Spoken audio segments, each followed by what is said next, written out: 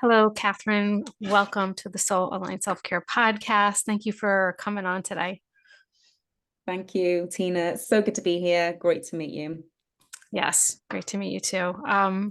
To get started, if you could just share a little bit about what you do, but then also get into how you got to where you are today and what your journey was. Yeah, absolutely. So I'm Catherine Cornwall. I'm the founder of Catherine Cornwall Global. I am a success mentor, money coach, and budding author.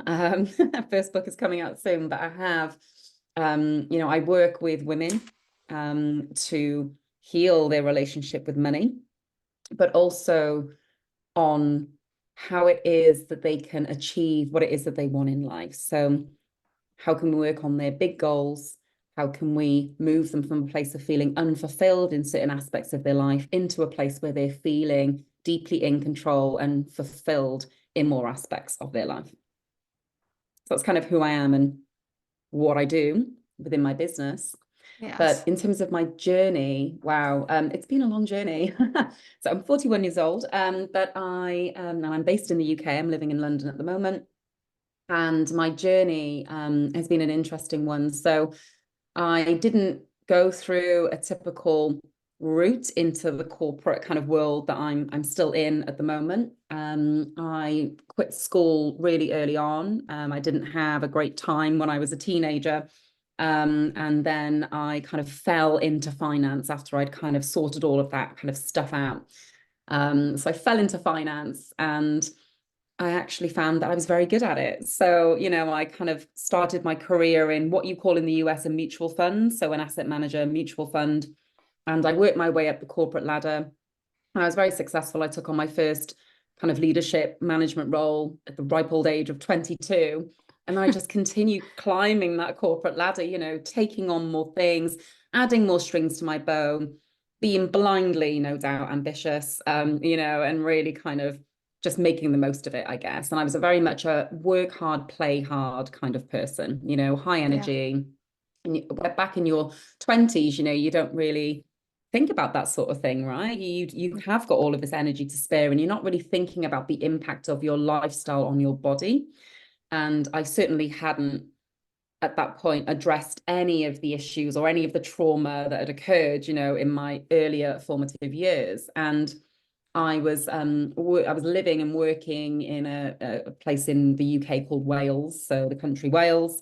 Hmm. And I was there with all of my friends and family. We'd never really, left there. And I got to about 30 and found myself to be deeply, deeply unfulfilled. Could not put my finger on why I was so unfulfilled, why I was so unhappy. I had a great job. I had a fiance. We had our own home. We were planning a future together, about to get married. And I was just so unhappy. And I realized that after having a really profound spiritual awakening moment, it was a moment in time that I remember, I realized that I wanted more. I wanted more out of life. And what that basically meant that I was living way off my purpose. I think I was off my soul purpose, off my soul path. And that Hmm. kind of disjoin between where I was to where my soul wanted to be and where I think destiny wanted to lead me to was creating this real kind of friction, in my life and this deep, deep unfulfillment and feeling of unhappiness. So I made a really difficult decision to leave that situation and relationship. And obviously that was a very tough decision to make and, upset quite a few people. And then I left everyone behind and I went and started all over again in London. So I was 30, 31, starting again kind of in London, uprooted everything, continued on my finance career, but at the same time allowed myself to really start focusing on me, focusing on myself, really starting to learn who it was that I was, because I'd been in Hmm. long-term relationships my whole life. And I went on, I guess it sounds a bit cheesy, but I went on this real in-depth journey of self-discovery. And I've been on that journey ever since, but it was a good, 5 to 7 solid years. And I had on that journey discovered not long after I landed in London, actually, I was given a book by somebody that I went on a date on. His name was Raphael, and he gave me a book called The Secret. And some of Oh, your yes. viewers, listeners might know The Secret. It's like the gateway drug into manifestation Yeah. and law. I read that book and it was almost as if every single, spidey sense went off in my body and lots of light bulbs went off at the same time. And I thought, my God, this is it. This is so profound to me. And I just went down this huge, multi-year long rabbit hole of learning about law of attraction, understanding law of attraction, applying manifestation principles, and starting over time to really take control of my life and my destiny. And then I started applying that to really start setting big goals, achieving big goals, and proving to myself that this works. I can manifest anything that I desire than what I put my mind to. And I was also at the time as well, doing some kind of healing modalities, right? So I had like a Reiki healer. It was a bit more spiritual type modality for healing rather than talk therapy, because that really wasn't my thing, and it really hasn't been my thing for my whole life. But I was on a healing journey as well at the same time. And then that took me up to about, I would say, 2019, just before, the kind of global pandemic situation kicked off. And I got into a relationship with somebody just before the pandemic. And it was, great at the beginning, and we were in lockdown together and all of that. Yeah. And I'd landed a job at Citigroup, which is, the investment bank that you would be familiar with in the US, US investment bank. Really, really high octane role, very big role. It was EMEA kind of wide role, so very big, Europe, Middle East, Africa, new relationship, global pandemic. And I decided to launch my coaching business formally just before that point as well. So it all kind of happened at the same time. And then I was suddenly in a situation whereby my body, my nervous system just fell over. It just collapsed. And I got to the summer of 2020 and I was diagnosed with an autoimmune disease. It was, my body just went, enough is enough. Yeah. You are running on empty, you're taking on too much, your nervous system has kind of finally given in. And my body gave me the biggest indicator that I needed to make a change, a health-based change in my life. And that was a really profound turning point for me as well.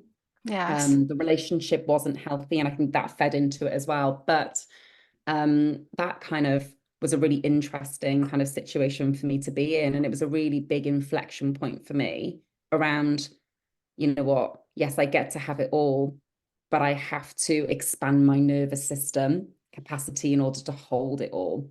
And I think that was where I got to at that point in time. But since then, I've been on an even more in-depth healing journey around that autoimmune condition. And I've actually been in remission for 2 years. So Oh, good.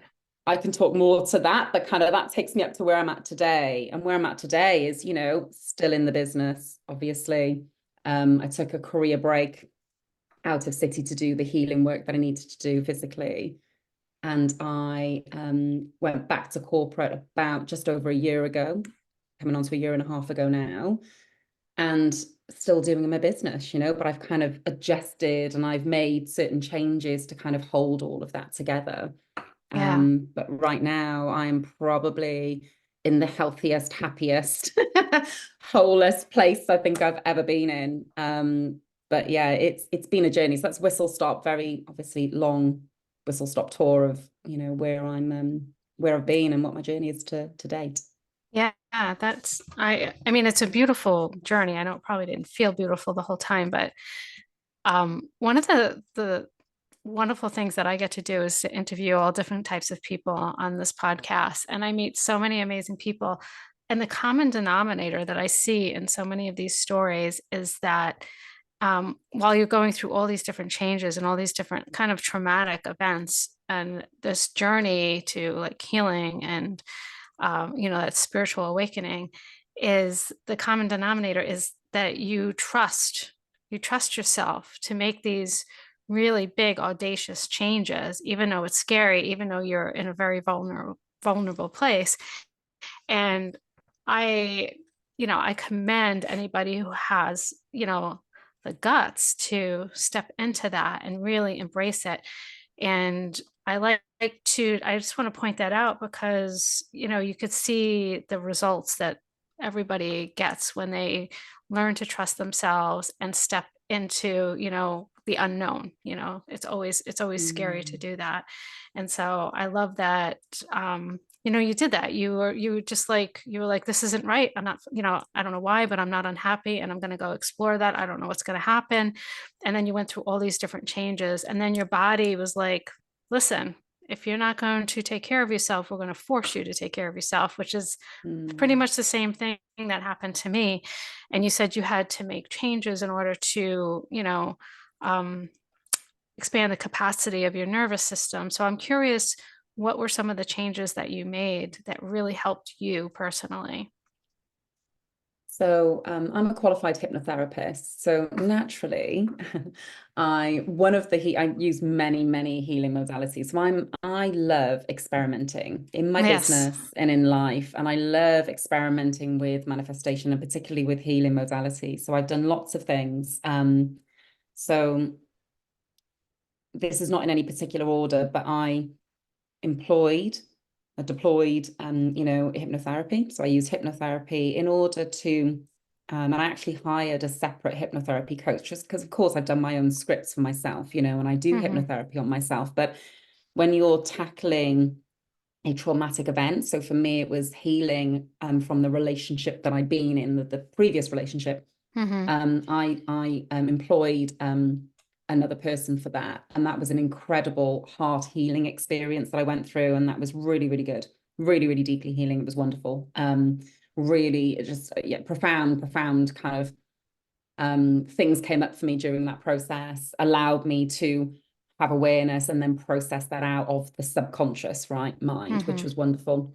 And all kinds of things came up for me from much earlier on in life, which, inevitably is what hypnotherapy is about. So that was brilliant. During my journey, I also, for me, nervous system capacity is very much about mind and body. So somatic healing practices for me have been instrumental in expanding my nervous system capacity. So breath work, I had a breath work coach. So I did breath work and it's transformational breath work. So it was actually Yes. quite arduous. It was not easy. It wasn't sitting there, and doing Yes. kind of, breathing with you, which you would do with meditation on your own. This was having a breathwork coach to really put me through my paces and really expand that out. And the release that I used to get from that, be the emotional release, but also when we had really deepened the process and our time together, it was the downloads I'd get afterwards as well, really kind of getting that breath up to the kind of pineal Hmm. gland. And it was just a phenomenal experience. So breath work was, and again, another instrumental thing that I did. And another thing, and again, I don't know if I can talk about this on your podcast, but I also use plant medicine. Okay, yeah, that's So fine. I sat down with Mother Aya, and did some Hmm. ayahuasca ceremonies. And that was by far the most profound experience of my entire life. And it showed me things, and I experienced things that completely changed the entire game for me.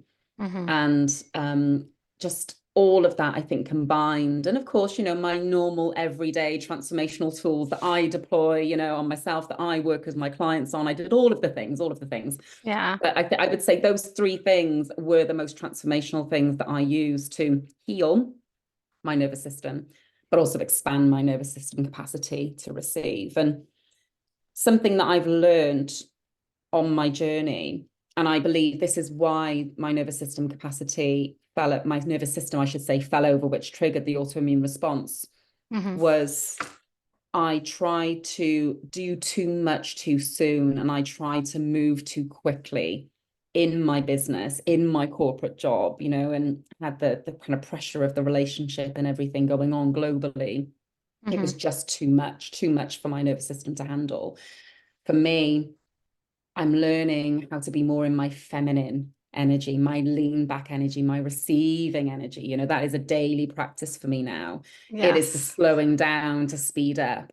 It is the trusting yourself. You don't have to be on go all of the time. Hmm. You actually are way more productive when you are not in a state of burnout, and it's Hmm. doing little things every day, but I'm approaching my business in a much more healthier way now, where I'm just tagging on little incremental steps at a time, strategically, and doing, little things every day, to move things forward instead of going big bang, which is what I Yes. tried to do before. And it completely, completely pushed me over the edge, should we say.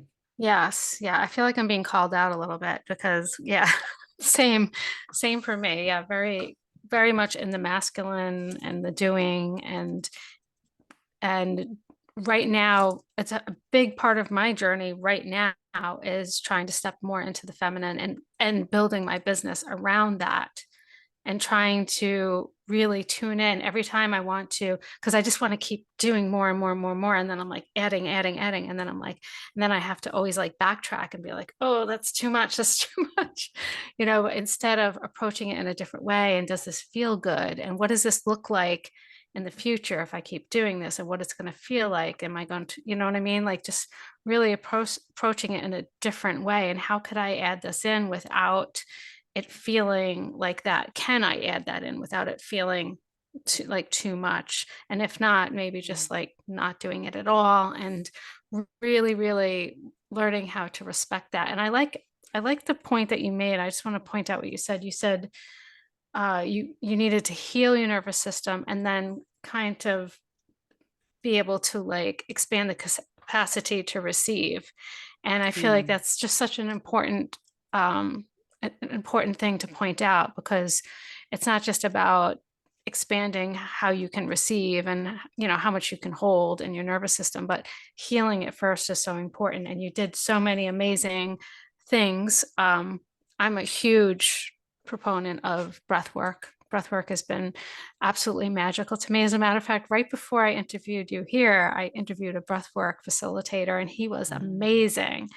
But yeah, you could just go so deep with that, and the hypnotherapy and the plant medicine, just all amazing things that really could make really big changes, but also really quickly. Like I feel like a lot of those things create change really yeah. quickly in your body. And talking about moving into like how you help women in your business, because I am definitely really interested in talking about this, because I don't really talk about money a lot on the podcast, because I focus on, reducing stress and anxiety and all these different healing modalities, which are really important, but money is also important. It's a big part of our lives, and whether we like it or not, we are forced to use money in our lives. And helping women heal their relationship with money is so important, because if we have more women with more money in their hands, I just feel like the world is a better Mm, place. I feel like yes. um, I hate to say it this way, because there's a lot of men that I love, but I feel like women tend to give more when they have money in their hands. They tend to do like more things for the community and not just for themselves. And I Yeah. feel like when more women have more of the money in their hands, they have more power to be able to make the world a better place. And so I feel like this is so important for us to be able to heal our relationship with money. And so if you could talk a little bit about some of the things that come up for a lot of women when it comes to healing their relationship with money, what are some of the things that you see? So there are many things. Yes, I mean, look, it's a our very broad question. relationship, yeah. I think the first thing is recognizing that we have a relationship with money, right? Mm, We do. We really do. And money, I look at money as energy. It is an exchange of energy, and it is simply an exchange of value. That's all it is. Money doesn't have a mind of its own, right? mhm, But it responds to us. It responds to how we feel about it. If you're thinking about manifestation principles and law of attraction, right, and magnetism, and masculine, feminine polarity, and all of that sort of stuff, right? Think about that with money. The principles are exactly the same. Money responds to us. So if we grew up, because it all comes back to childhood and conditioning, and then experiences in our life, because that informs how we feel about money. So our relationship with money starts with our upbringing. It starts with the home. And look, it does. the most obvious example is I came from a home where we didn't have a lot of money, right? Money was scarce, money was a limited resource. My mother would say, my own mother, would say, money doesn't grow on trees. Who do you think I am, Rockefeller? And I always heard no, way more than I ever heard yes, when it came to things that I wanted as a child, right? So I grew up feeling as though money was a limited resource, right? That happens with a lot of women that I work with. Yeah. There are other women who grow up in environments where there might have been money, but their societal upbringing certainly was, oh, but to talk about money is wrong. It's wrong. It's taboo. We don't talk about that. You don't want to be perceived as being greedy, and all of those sorts of things. So it really depends on the attitude. And what I often work with my clients is where that came from. What was the relationship with money growing up? What was it like growing up with money? And we then get into what your current kind of habits are with money. Mm-hmm. How do you currently feel about money? But moreover, what does your money look like? What do your numbers look like, at the end of the month? What do they look like in your business? What do they look like in your corporate world, your job, whatever that might look like? And it gives really good indication of, what we've got with our money, what we do with our money, how much money we earn, gives indications to our relationship to money. Mm-hmm.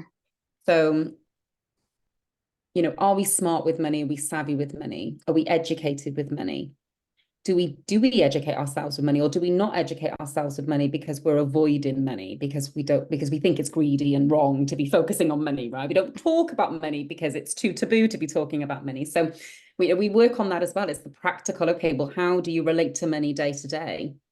And a lot of what comes up for women are that as society, we are still trying to break out of the societal bind that we are actually being provided for, not the providers.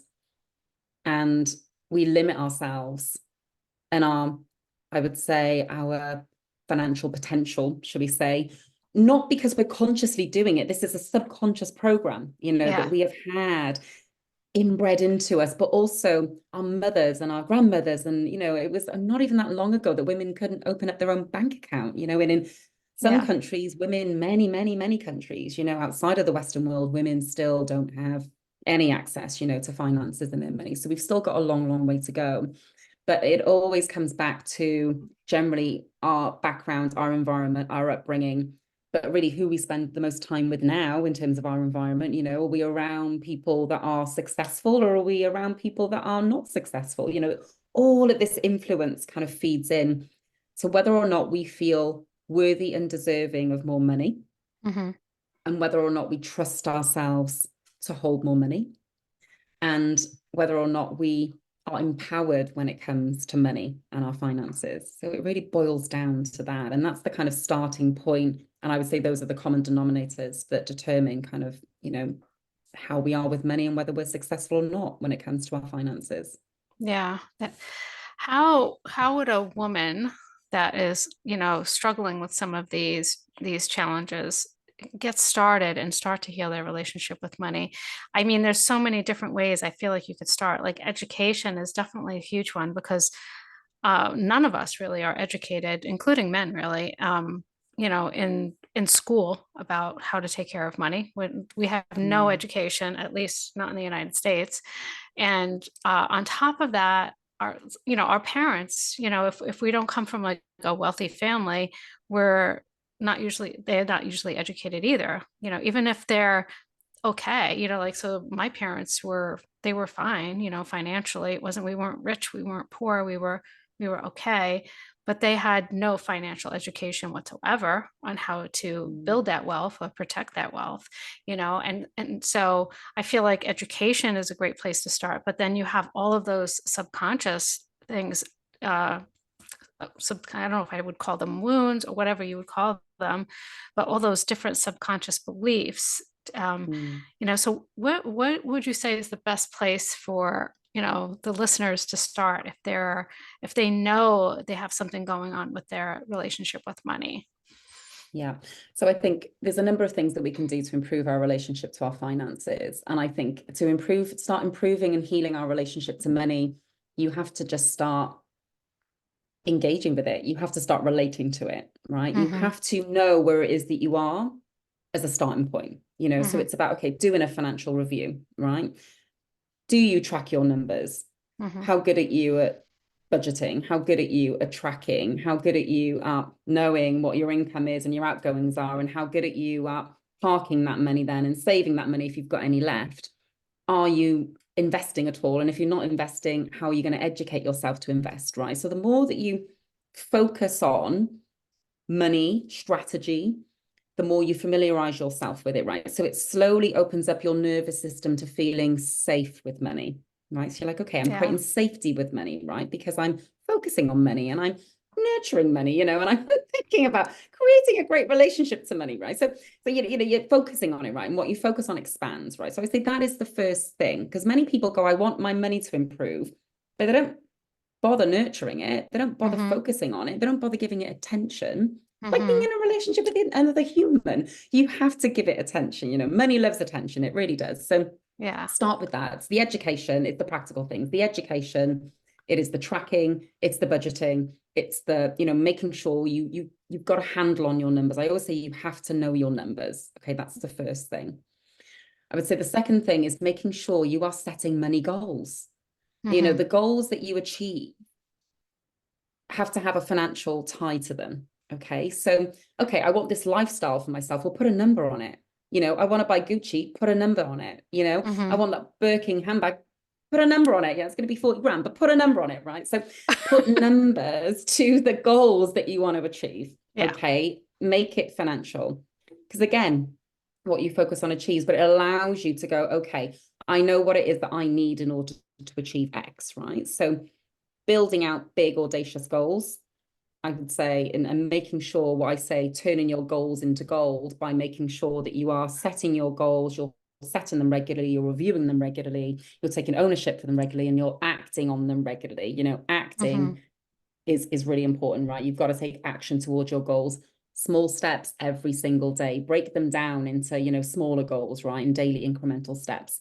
All of that I talk about with my clients. So we're getting into action mode now, right? But the more that you focus on money, the more that you action with money, and the more that you're thinking about your goals and focusing on your goals, the more you're slowly expanding your nervous system, right, to receive more money because you're creating a healthier relationship to it. Mm-hmm. And then yes, there are things like what they call money blocks, but I don't really believe in blocks. I think what we have is what is called, what do they call it in, so basically we have a thermostat when it comes to money, right? So Yes.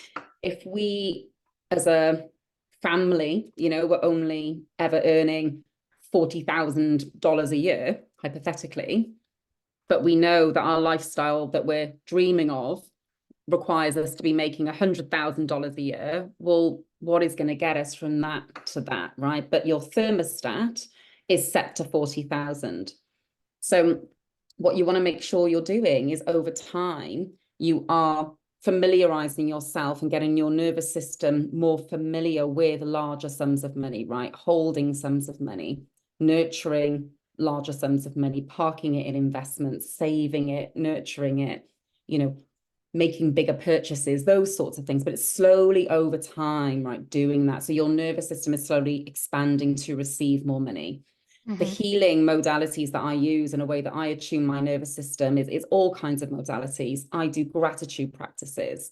I do affirmations. You know, these are all free things, right? I journal around it, right? I'm constantly Mm-hmm. focusing on bringing in this ever larger sum of money.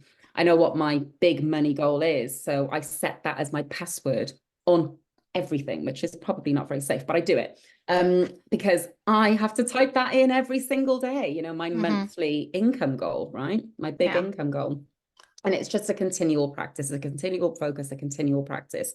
And over time, you're attuning yourself to more money. You are healing your relationship with money because you are nurturing it, right? And that's basically how it works. And of course, there are other things that I do that I work with my clients. You know, we do hypnotherapy, right? To kind of heal, again, the subconscious programming that has got us feeling in a state of lack, right? Or a state of not Mm-hmm.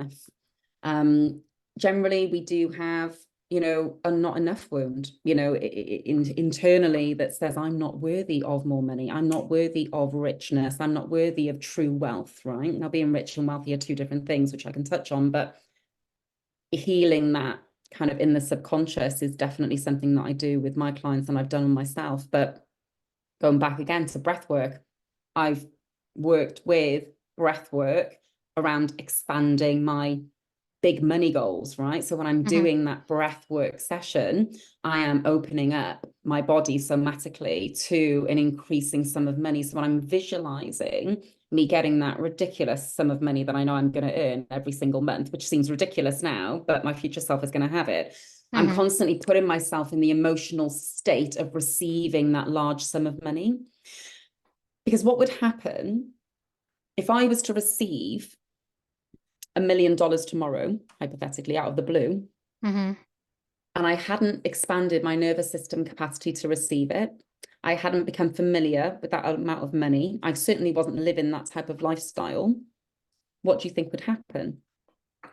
Well, I You would would, have no pre-relationship with that amount of money. Yeah. yeah. And you would somehow it would disappear. It's kind of like, when the person wins the lottery and then a following year they're broke because they're not like, 70%. yeah. Yeah. So 70% of people in the UK, I think it's in the UK or globally, I think it go is. I think not it's just everywhere. broke. In Yeah, debt. they don't just go broke though. Yeah, in debt. Well, yeah, but they don't just go broke, they go bankrupt, which means Yeah. they have nothing at the end Yeah. of it. And they actually have less than before, which absolutely blows my mind. It Yeah. always never fails to amaze me. But the reason for that is the relationship to money. And they Yeah. have all of the financial advice and all of the financial planning support. They Hmm. have all of that. The education alone doesn't help. You've got to literally attune yourself, your nervous system, to receiving and holding that amount of money in a way that doesn't trigger self-sabotage patterns, which is gambling, overspending, Hmm. taking ridiculous risks, Hmm. in order to subconsciously get rid of that money because you don't feel Yeah. safe holding it. Exactly. Exactly. So I think this is it's a really good point to make, that the connection between healing your relationship with money and having a regulated nervous system, and then being able to expand, to be able to receive, and like slowly get yourself used to what it feels like to receive more money. And answering the question to all the people out there saying, well, I don't have money, how am I supposed to know what it feels like? And you talked about doing visualizations and breath work and hypnotherapy and all those types of things. And you can slowly take little baby steps, expanding to what it would feel like, so like, what's on your list? Like, what's on your things that you want to bring into your life that would make you feel uh, wealthy or abundant?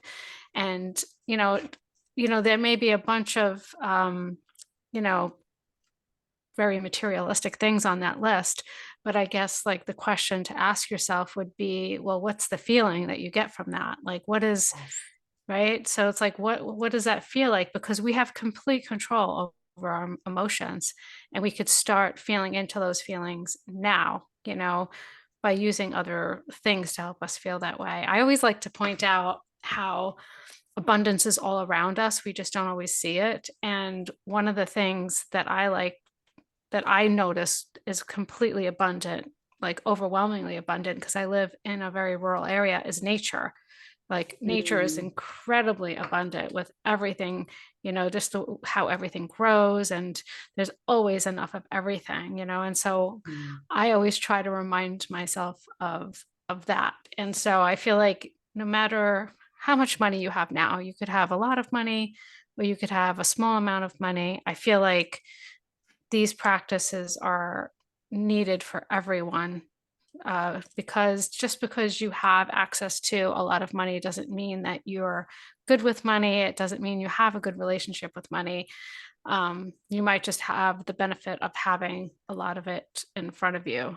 So yeah, people that have a lot of money I feel like they have some of the same challenges as the people that have no money, you know? yeah, So, absolutely.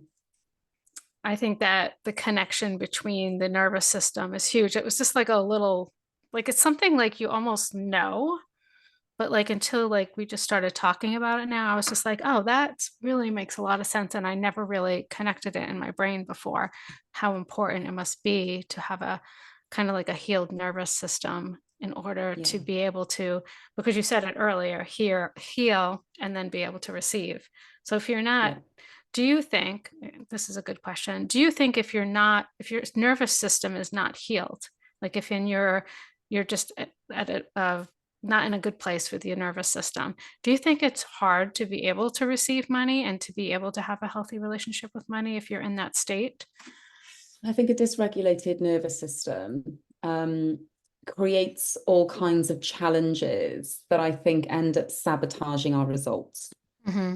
Sometimes Okay. that can be money, it may not be. It Mm-hmm. can also be relationships, it can also Yeah. be our health, it can also be our careers and our jobs, right? And our businesses. Yeah. It just manifests. And a dysregulated nervous system, in my experience, my lived experience, and in the experience of the clients that I've worked with historically that have gone through different, iterations of this, a dysregulated nervous system often results in self-sabotage behavior. Mm-hmm. Because a dysregulated nervous system is simply creating a feeling of not being safe in the Yeah. body. And because we don't feel safe in our body, it's almost like I feel like the ego goes into overdrive, right? Because the ego's role is to keep us safe. It's Mm-hmm. constantly trying to bring us back to safety, right? Which is why it keeps us in our comfort zone, and it kind of Yes. drives, right, self-sabotage behavior. I think it's to do with the ego kicking Mm-hmm. in to try and overcompensate for a dysregulated nervous system, thus creating a bit of self-sabotage. So it's all interlinked, and it all feeds itself. Mm-hmm. And I think that, creating safety in the body by, healing, whether it be the mind, or somatic healing, creates that kind of feeling of safety in the body. And then we make better decisions day to day, Mm-hmm. and we're less prone to self-sabotage behavior because we're thinking straight. We're Yeah. not acting on negative emotional impulses, that a dysregulated nervous system tends to just drive. When I so when I did push over my nervous system and I did contract the autoimmune issue, I made ridiculous financial decisions that year. Yeah. Utterly ridiculous. I mean, I won't talk about it right now in terms of what happened, but I made ridiculous decisions from a very dysregulated place. And Mm-hmm. I can look back at it now and think, oh my goodness, it's something of wonder to me that I Yeah. managed to make such ridiculous decisions, but I marvel at how I can link it Mm-hmm. directly to the dysregulated nervous system. So for me, believe it or not, even though it was a very traumatic experience at the time, and obviously, no regrets, right? Things happen for a reason. Me going through that experience and learning from it and knowing the linkage has just enabled me to be an even better coach, an even better mentor to the people that I'm meant to serve. Mm-hmm. So for me, it's okay. It was a lesson that I had to go through. Mm-hmm. But yeah, Yeah, I feel that way too about, the journey that I went through and then how I help people today. Being in the position of the people that you're helping now is, gives you all the insight that you need in order to be able to help them. Not that somebody who hasn't been through something can't help somebody, but I feel like it's just so much more powerful because you can just relate to it. And then you also had success bringing yourself out of that situation. And yeah, so it's so powerful. And yeah, I don't, all the things that I went through and all the healing that I had to do, you never really regret it, because it made you the person that you are today. That sounds really cheesy, but yeah. it's just It's true. true. Yeah, it's so Yeah, true. So I yeah, I legitimately can talk about this forever. So this topic, yeah. but how can people connect with you? Like if they want to learn more about you, I know you said you have a book that's coming out soon.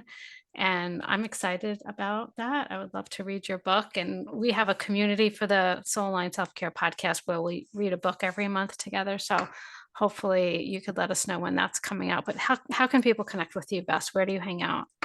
Yeah, no, I definitely will. I'll let you know about the book. The book will be called Love, Money, and Magic. And it's very much focusing again on the inner work. So the first part of the book is on the inner work, and that's probably the biggest part of the book, actually, because for me, everything starts within, right? So Mm-hmm. within, so without. And then, the second part of the book is about the external world, right? It's the outer world. It is about the strategies and the modalities, right? And Oh, the kind of nice. manifestation principles for bringing in your big goals. So that's what it's all about. The best way to connect with me is either on Instagram at Catherine J. Cornwall or Facebook, Catherine Mm-hmm. Cornwall, or my website is catherinecornwall.com. Okay, beautiful. That's all going to be in the show notes for everybody, so you could connect with Catherine. So I want to thank you so much for coming on today. It was a great conversation. I always learn so much from the people that I have on the podcast. So thanks for your time and your knowledge. I really appreciate you. Thank you, Tina. I appreciate you too. It's been a great conversation. I've really enjoyed it. Thank you so much.